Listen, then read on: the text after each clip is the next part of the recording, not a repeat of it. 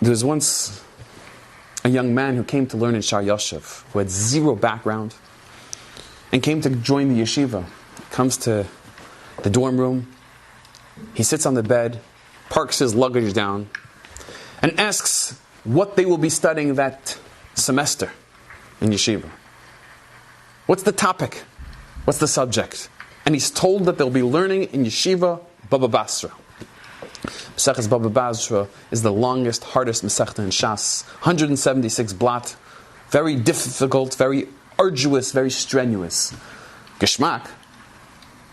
But for a newcomer, this is a very difficult, daunting task. The person says, what's Baba Basra? He's shown a large, fat Gemara called Baba Basra. He looks at his roommate and he says, it was nice to know you. I'm out tomorrow morning. It's over. There's no way I'm staying for this. One of his roommates is a bit concerned. He knocks on the door of Rav Shlomo Freifeld and he says, I just want to let you know that this newcomer, this individual who has zero background and is now joining yeshiva, told me that he's leaving tomorrow morning.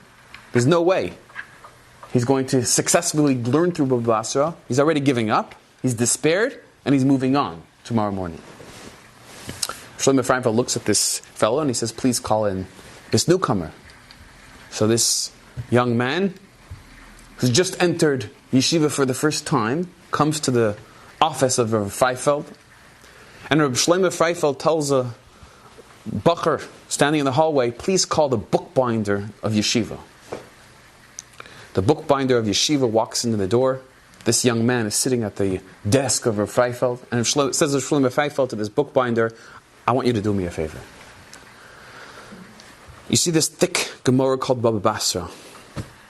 I want you to take the first daf, the first blot, out of the binding, daf beis of Baba Basra. I'm going to take the front cover of this Gemara, bind it on top of this daf. I want you to take the back cover and bind it as the back. The entire Baba Basra of this young man will be just daf beis, this one blot, this one daf, and that's it. Tape these two things together, staple it together, and write a little beis for Baba Basra on the side. Says Rav Freifeld to this newcomer, this is going to be our Baba Basra. I'm going to learn Bechavrusa with you, and we're going to together go through this daf. And when we're completed, when we're done, we will make a fleshig siyum, a beautiful siyum for the entire yeshiva. And this is going to be our completion of Baba Basra.